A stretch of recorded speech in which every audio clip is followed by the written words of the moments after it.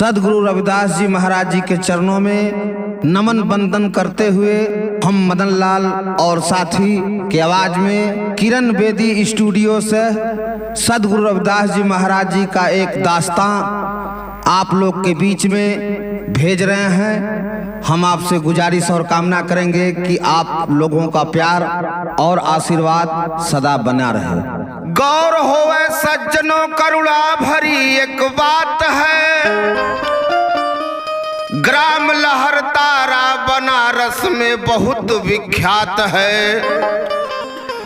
था वहीं पर एक बहेलिया हीरू जिसका नाम था, जानवर जंगल में जाकर मारना यह काम था।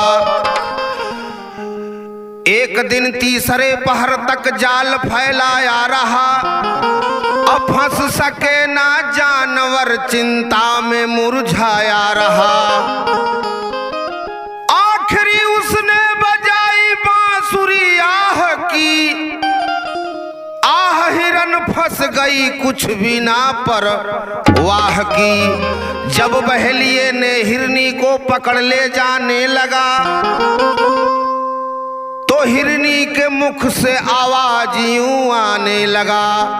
क्या आने लगा? कहाँ ले जाला हमके पहिले बतावा हमके, कहाँ ले जाला हमके पहिले बतावा हमके। छोड़ी दा घरवा जो हत हुई है,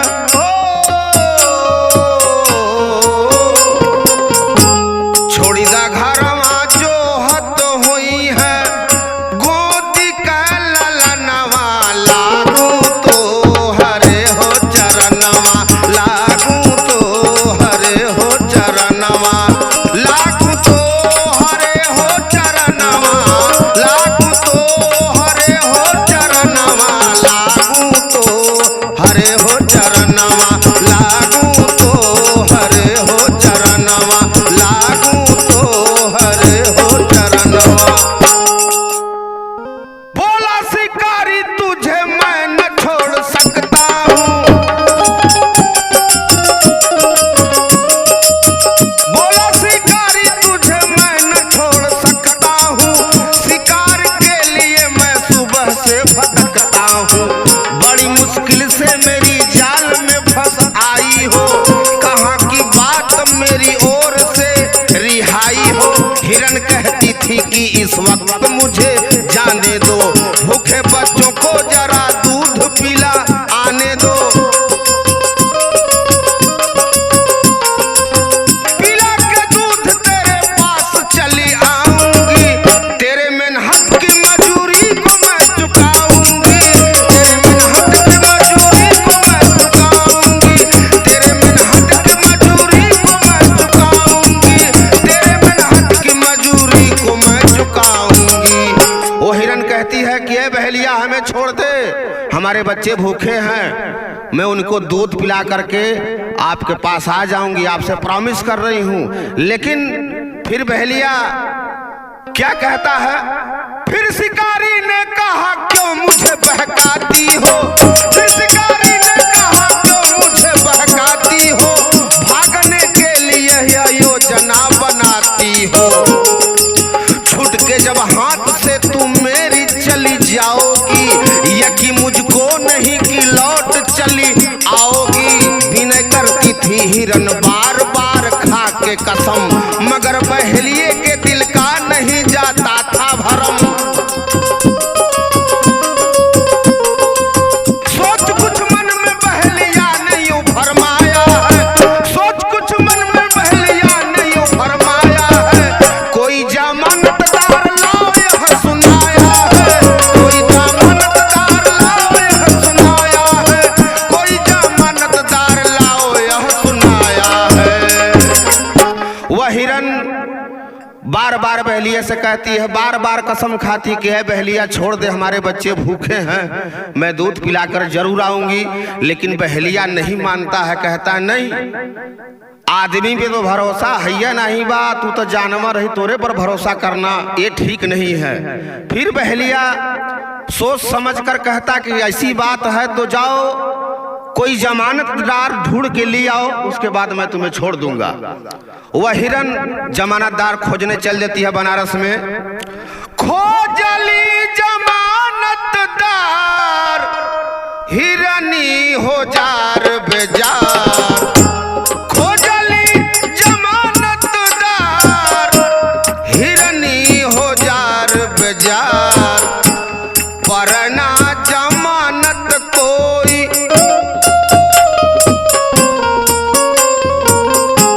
परना जमानत कोई जानवर करनवा लागू तो हरे हो चरणवा, लागू तो हरे हो चरणवा, लागू तो हरे हो चरणवा, लागू तो हरे हो चरणवा, लागू तो हरे हो चरणवा।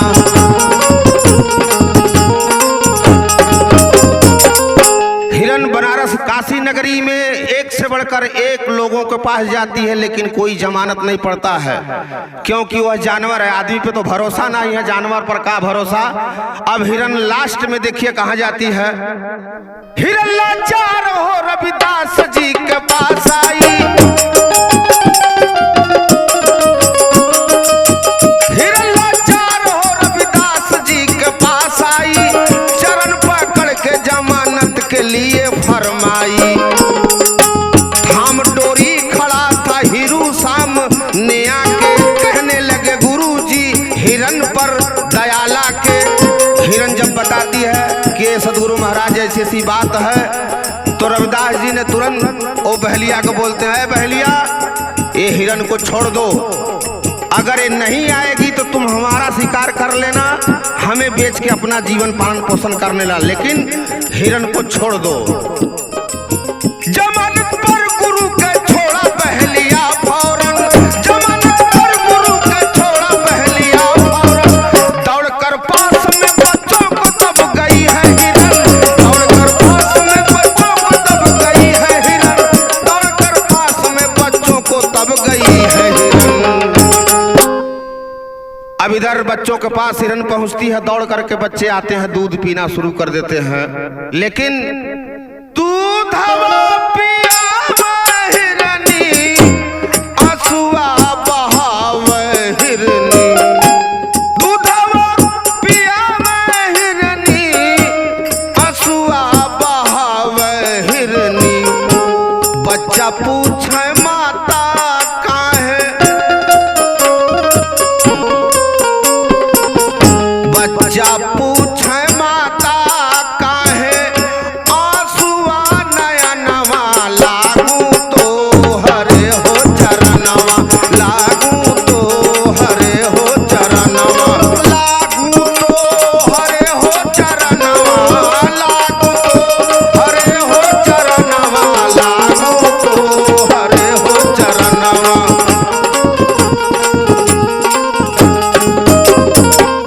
हिरन दूध पिला रही है और आंसू बहा रही है। बच्चे पूछते हैं, माँ आज तक ऐसा कभी नहीं हुआ कि तुम दूध पिलाते वक्त रोती हो, आज बात क्या है, क्यों रो रही हो? हिरन बोलती है, बच्चों इसका कारण मत पूछो, तुम लोग दूध पियो।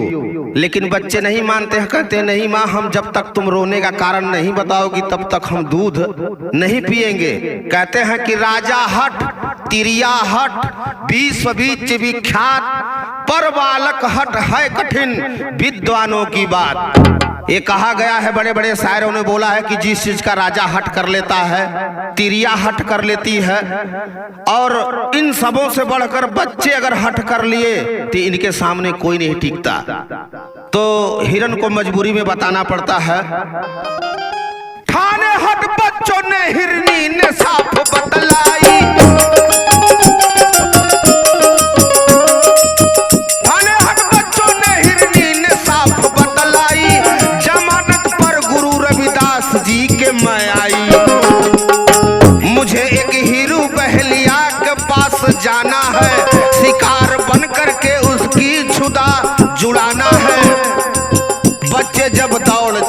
जबकि हिरन जाने लगी गुरु रविदास जी के पास में निचकाने लगी। जब यह सीन बहलिया देखता है कि अरे तो हिरनी आ रही है, उसके साथ साथ उसके बच्चे भी आ रहे हैं, हो गया आश्चर्य। बहलिया गिरा गुरु के चरण और कसम खाकर कहने लगा कि आज के बाद कभी नहीं मारूंगा हिरन। देखे उपदेश गुरु हीरू हिरन को तारा, देखे उपदेश गुरु हीरू हिरन को तारा, लौट सब घर घर गए दास्ताए है तारा, लौट सब घर घर गए दास्ताए है तारा, लौट सब घर घर गए दास्ताए है तारा, लौट सब घर घर गए दास्ताए है तारा। वो बहलिया गुरु के चरण पर गिरता है, बोलता है भगवान मैं मान गया, आज के बाद मैं हिरन मारने का काम नहीं करूंगा, हमें शिक्षा दीजिए, हमें दीक्षा दीजिए प्रभु। हे सदगुरु रविदास महाराज जी, अब यह काम हम नहीं करेंगे। अरे गुरु जी की महिमा भारी, औघड़ जगत से न्यारी, गुरु जी की महिमा से न्यारी, गवलो ओ रात नाही,